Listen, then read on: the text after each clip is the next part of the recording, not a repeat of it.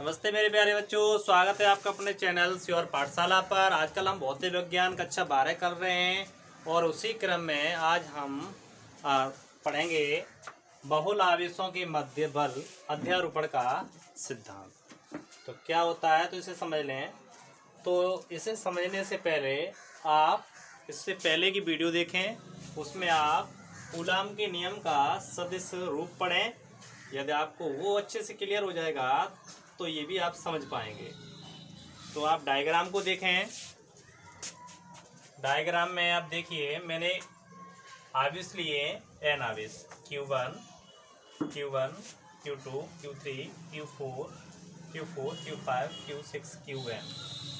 और किसी एक आवेश पर यानी Q1 पर ये सब बल लगा रहे हैं। तो अध्यारोपण का सिद्धांत क्या होता है कि किसी एक आवेश पर लगने वाला बल अन्य आवेशों के द्वारा लगने वाले बलों के सदिश योग के बराबर होता है। अध्यारोपण का सिद्धांत कहलाता है। तो इसको हम लिख लें थोड़ा सा, पहले इसे समझ लें आप। जैसे मैं Q1 पे बल लग रहा है, Q2 लगा रहा है, तो Q2 के द्वारा Q1 पर लगने वाला बल F12, Q3 के द्वारा Q1 पर लगने वाला बल F13, Q4 के द्वारा Q1 पर लगने वाला बल F14, Q5 के द्वारा Q1 पर लगने वाला बल F15, इसी तरीके से 6 के द्वारा F16, N के द्वारा F1N। तो अध्यारोपण का सिद्धांत लिख लें। यदि कोई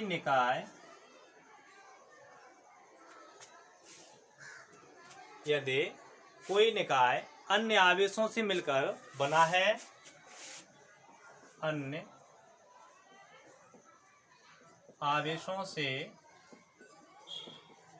मिलकर बना है, तो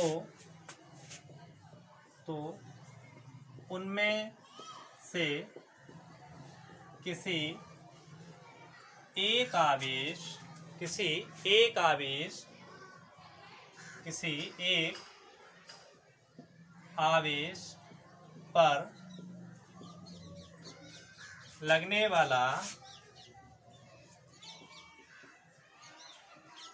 लगने वाला बल अन्य आवेशों के द्वारा लगने वाले बलों के सदिश योग के बराबर होता है। किसी एक आवेश पर लगने वाला बल अन्य आवेशों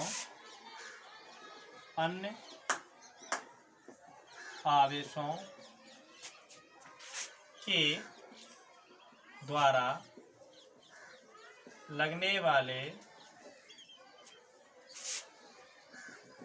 बलों के सदिश योग के बराबर लगने वाले सदिश योग के बराबर होता है।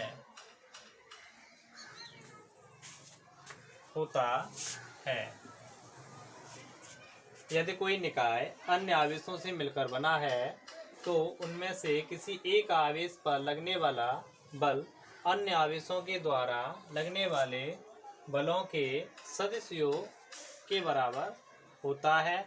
अध्यारोपण का सिद्धांत कहलाता है। अध्यारोपण का सिद्धांत कहलाता है। तो ये बात हम अच्छे से समझ ली हमने कि यदि कोई निकाय हमारे पास है, मैंने ये अभी निकाय माना है, अभी हम मानेंगे, इसको मान के लिखेंगे। यदि कोई निकाय अन्य आवेशों से, बहुत सारे आवेशों से मिलकर बना है और उनमें से किसी एक आवेश पर लगने वाला बल अन्य आवेशों के द्वारा लगने वाले बलों के सदिश योग के बराबर होता है। आप लोग इसको नोट करें।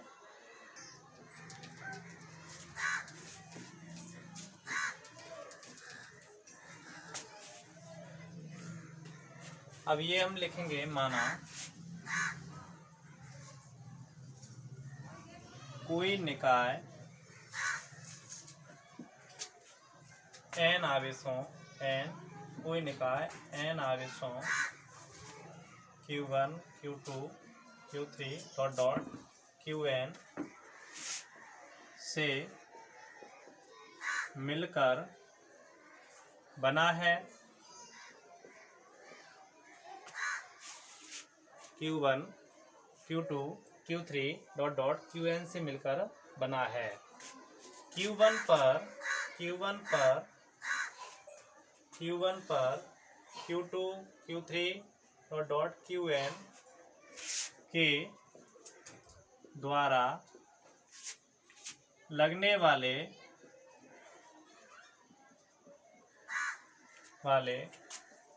बल F, Q2 के द्वारा कितना बल लग रहा है F12 F13 डॉट डॉट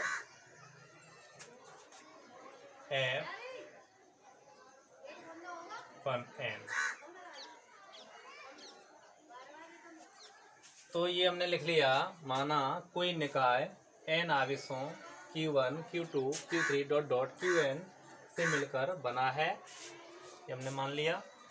और Q1 पर ये बल लगा रहे हैं Q2 Q3 Q5 Q4 Q6 Qn, इनके द्वारा लगने वाले बल F12 F13 F14 F15 dot dot F1n।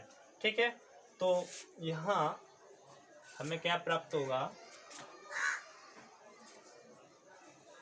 है, तब F1 बराबर F12 F13 F14 dot dot F1n। तो इसको हम लिखें आगे F, इसका मान लिखेंगे 1/4 पाई एप्सिलॉन नॉट, ये दो Q1 Q2 upon R square, तो ये के बीच में R1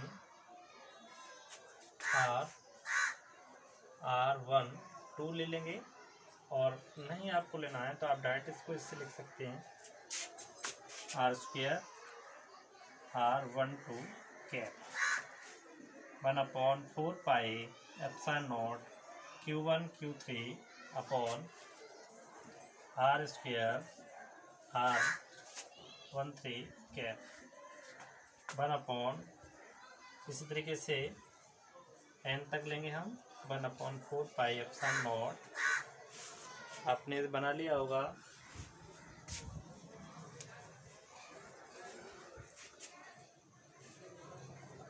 Q1 Qn upon R square R1n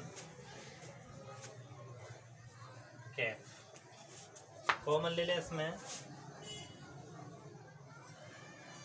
1/4 pi epsilon naught common लेंगे, तो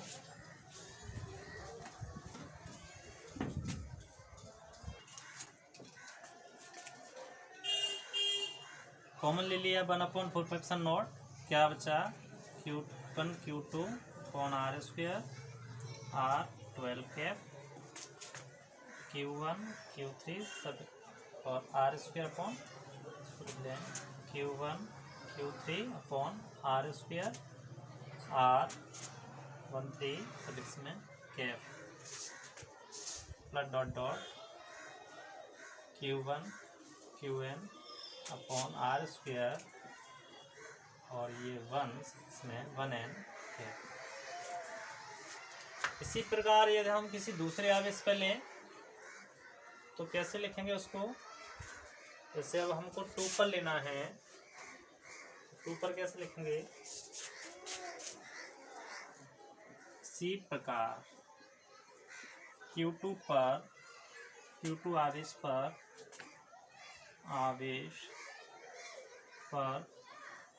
लगने वाला बल कितना हो जाएगा F।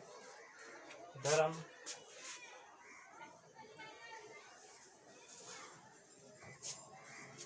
यहाँ यदि हम Q2 ले लें, Q1 Q3 Q4 Q5 Q6 Qn, यदि हम यहाँ पर हम Q2 ले लें तो Q2 पर कितना बल लगेगा F2 equal to 1/4 pi epsilon naught, common ले लेंगे और Q2 पर 1 लगा रहा है तो Q2 Q1 upon R² R21 cap.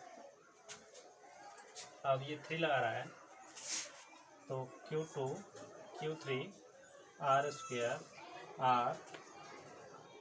R23 cap dot dot Q2 Qn upon R² R2n cap. इसी प्रकार हम किसी आवेश पर परिणामी बल निकाल सकते हैं। तो अध्यारोपण का सिद्धांत क्या होता है, किसी एक पर लगने वाला बल या परिणामी बल अन्य आवेशों के द्वारा लगने वाले बलों के सदिश योग के बराबर होता है। इसे और आगे सिग्मा के रूप में लिख सकते हैं हम।